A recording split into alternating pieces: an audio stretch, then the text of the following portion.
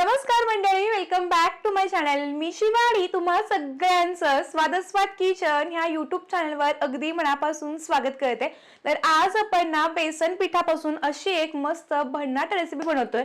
जी recipe बनवायला आपल्याला अगदी काही मिनिटच लागतात. मात्र ती रेसिपी जेव्हा बनेल ना तेव्हा सगळे अगदी आवडीने ती रेसिपी खातील आणि रेसिपी पटापट संपेल याची मी तुम्हाला खात्री देते. चला तर मग रेसिपीला लगेच सुरुवात करूयात. पण त्याआधी जर तुम्ही चॅनलवरती नवीन असाल आणि अजूनही चॅनलला सबस्क्राईब केलं असेल, प्लीज चॅनलला सबस्क्राईब करा.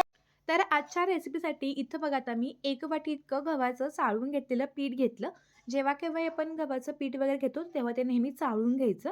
त्यामध्ये आपण थोडं मीठ घालून आता सुरुवातीला हे पीठ मी चांगलंसं मिक्स करून घेतलं. त्यानंतर थोडं थोडं पाणी टाकून आपण जशी नॉर्मली कणिक मळतो अगदी तशीच ही कणिक मळून घेणार आहोत. जर तुमच्याकडे शिल्लक कणिक असेल तुम्ही ती देखील कणिक इथं ह्या रेसिपीसाठी वापरू शकता. अगदी झटकीपट मग रेसिपी बनेल. आता बघा, थोडंसं कणिक मळून झाल्यानंतर 1 चमचा मी हातावरती तेल घेतलं आणि त्यानंतर ते तेल आता संपूर्ण कणकेला लावून पुन्हा 2 मिनिटं ही कणिक चांगली मळून घेणार आहोत. कणिक जेव्हा ह्या रेसिपीसाठी आपण मळतो ना तेव्हा ती फार जास्त घट्टही नाही आणि फार जास्त मऊही नाही मळायची. थोडीशी मीडियम याच्यामध्ये मळून घेतली. आता ही कणिक चांगली रेस्ट होईपर्यंत आपण पुढची कृती करणार आहोत, जेणेकरून कणिक पण चांगली रेस्ट होईल. त्यासाठी एका बाउलमध्ये बघा मी अर्धी वाटी इतकं हे डाळीचं पीठ घेतलं. त्यामध्ये पाव चमचा हळदपूड, अर्धा चमचा धनेपूड, 1 चमचा मी इथे जिरे वापरले. त्यानंतर 1 मोठा चमचा ओवा हातावर थोडासा क्रश करून घ्यायचा, जेणेकरून छान फ्लेवर येतो. 1 मोठा चमचा मी कसुरी मेथी घेतली हातावरती घेऊन थोडीशी. त्यानंतर अर्धा चमचा मी इथं काश्मीरी लाल तिखट, चवीनुसार मी मीठ घातलेलं आहे. आता हे जे सगळे जिन्नस आहेत ते चांगले असे मिक्स करून घेणार आहोत, जेणेकरून जे काही आपण मसाले वापरले ते अगदी छानपैकी असे मिक्स केले जातील.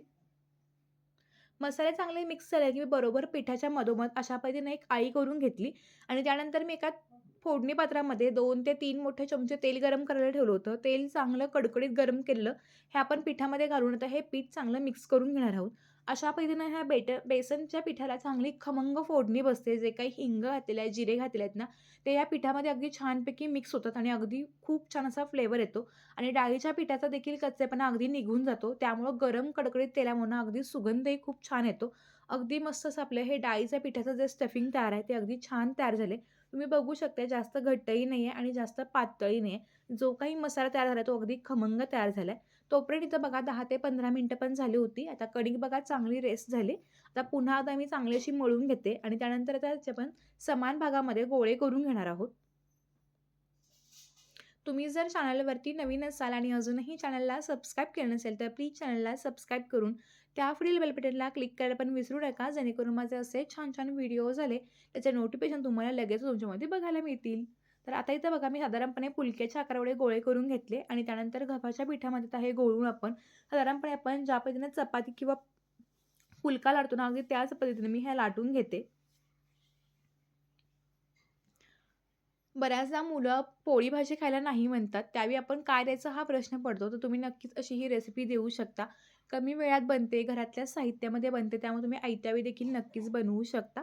आता बघा ही चपाती पूर्णपणे लाटून तयार झाल्यानंतर जे काही आपण मगाशी बेसन पिठाचं स्टफिंग तयार करून घेतलं होतं, त्यातलं 1 चमचा भरून मी स्टफिंग ह्याच्यावरती घालून आता हे सगळीकडं संपूर्ण पसरवून घेते. जर हे थोडंसं घट्टसर वाटलं, तुम्ही थोडंसं हलक्या हाताने देखील ते पसरवू शकता. पण पुन्हा तेल वगैरे घालण्याची अजिबात गरज नाही आहे. हे अशा पद्धतीनं हातानं छानपैकी सगळीकडे पसरलं जातं. तर सगळीकडे हा मसाला बघा पसरवून झालेला आहे.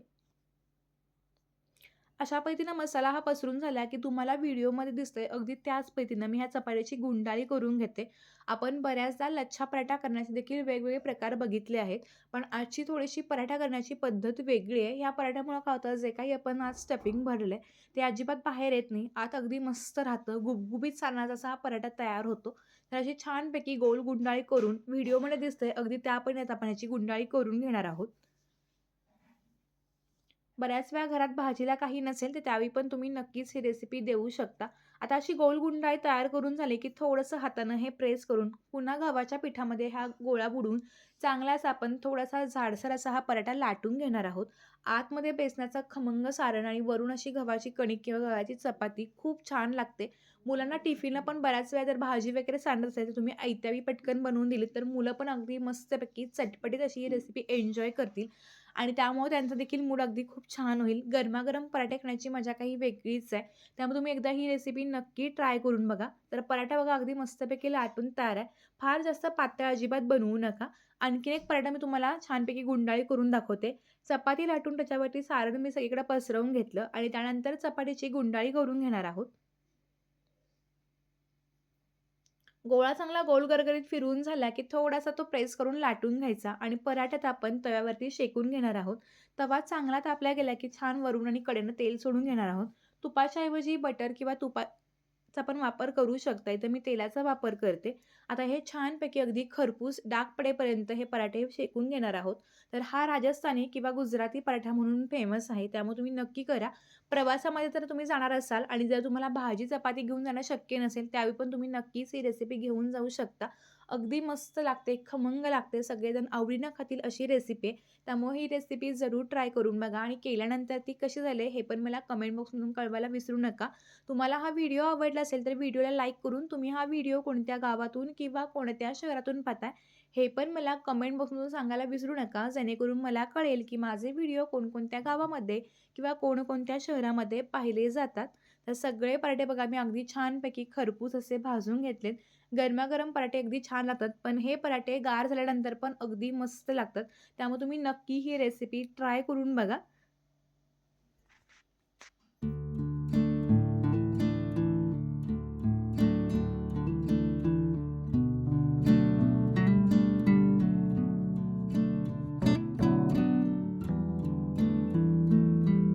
तर तुम्हाला माझी आजची ही रेसिपी कशी वाटली हे मला जरूर कळवा आणि जर तुम्हाला ही रेसिपी आणि हा व्हिडिओ जरा जरी आवडला असेल तर नक्की व्हिडिओला लाईक करा.